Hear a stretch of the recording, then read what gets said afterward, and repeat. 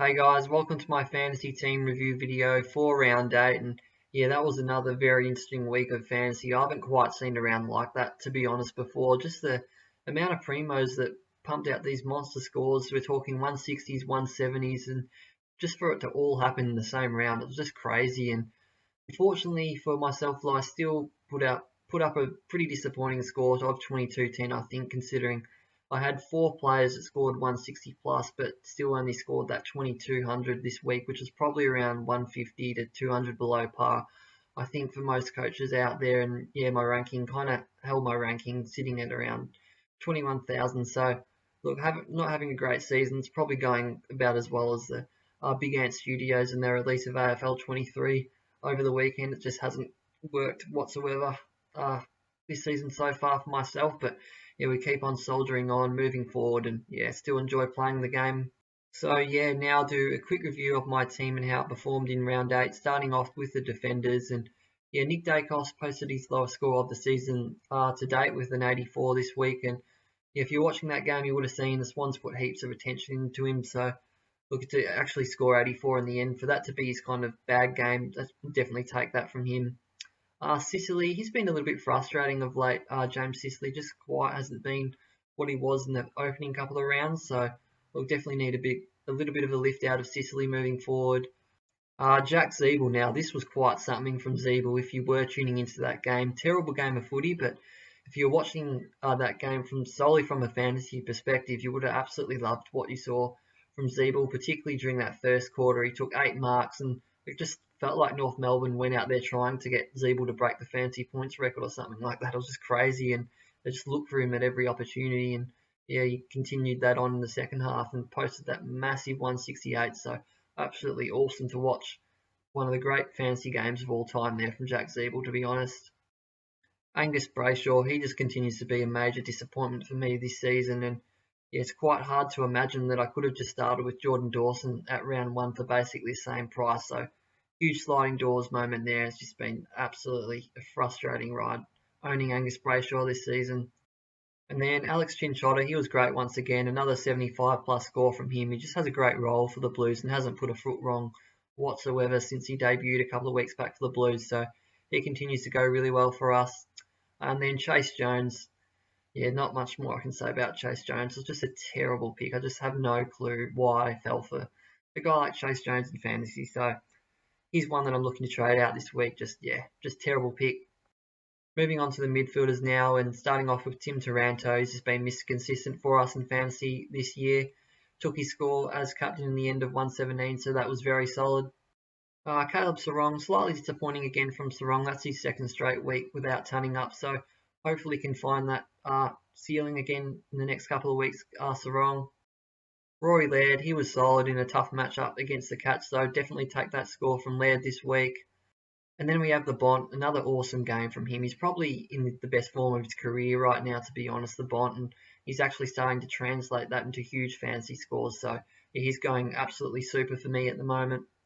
And then Tom Green. Now this was quite unbelievable, really, from Green. I did not know that he had this ceiling in him, especially at the start of the year. That was kind of my concern with him. I thought I'm not quite sold on his ceiling, but yeah, picked him up a couple of weeks ago and kicked 4 goals on the weekend, and just absolute beast of a player. So yeah, huge from Tom Green this week.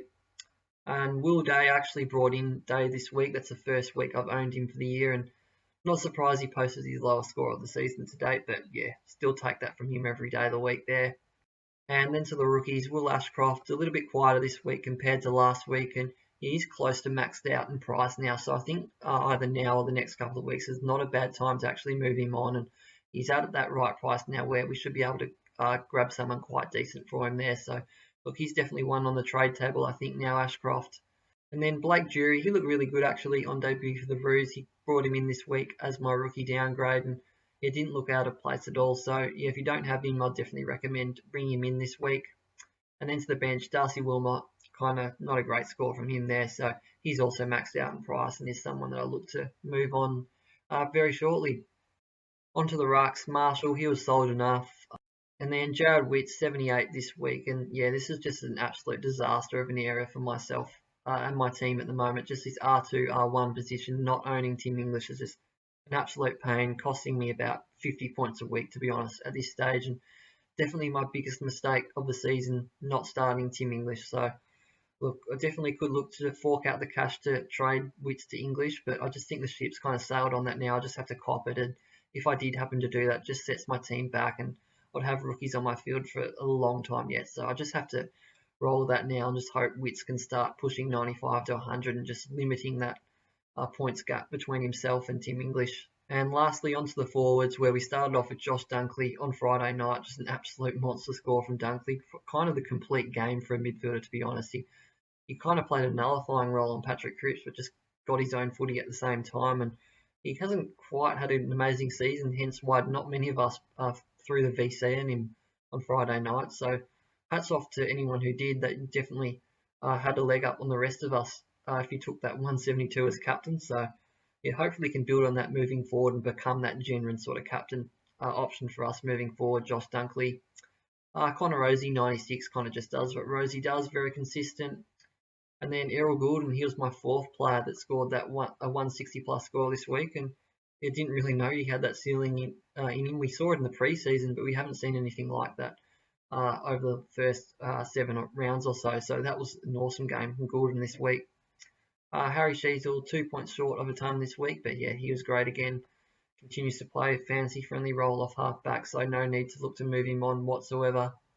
And then Josh Rochelle, now this was an absolute pain, and yeah, I didn't have high expectations at all, knowing playing down at Geelong Saturday afternoon. I thought, yeah, probably could see a 60 or 50 score, but 27 is just putrid and just couldn't get near it whatsoever. So, look, I could easily just say enough is enough. I'm going to trade out Rochelle this week. He was probably not a great pick a couple of weeks back. I probably overestimated him a little bit, but I still think his role is not too bad. He does pinch hit in the midfield, does get a lot of marks, and can kick a lot of goals, especially once he gets back to Adelaide Oval. So, look, I definitely expect him to bounce back next week, but he still could be someone I consider trading out.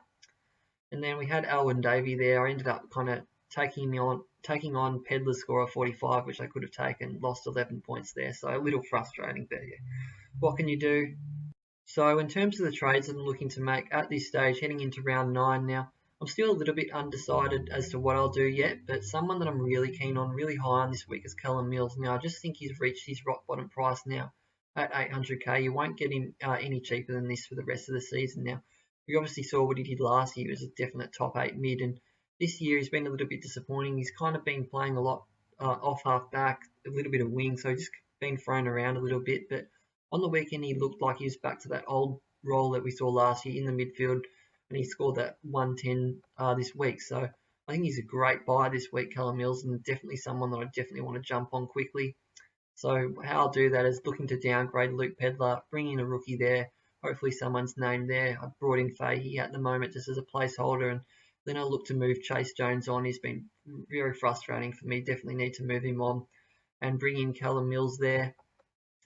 The other guy that I was looking at is Rory Atkins. I could bring him into the defence and trade out someone like Rochelle up to Callum Mills in the midfield. So that's the other thing, or the other sort of move that I'm looking to make this week.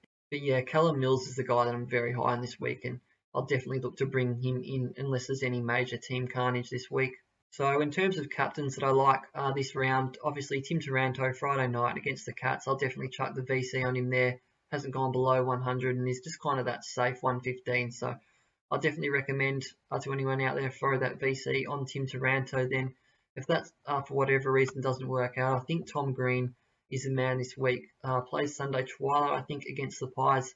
The Pies licked up huge amount of scores as we saw Errol Goulden put 61 on their Mills 110. So yeah, Green coming off the back of that 170, I think is a great captain option this week. I expect him to go 115, 120 quite easily. So he's the one that will be my captain if Tim Taranto fails. So yeah, that's all for today's video, guys. Thanks for watching, and as always, feel free to leave any questions, any trade ideas you have in the comments below. I'm happy to give a second opinion on those as always. So yeah, thanks to anyone who's watching the video so far. It's much appreciated, and yeah, I'll catch you all next week at the end of round 9.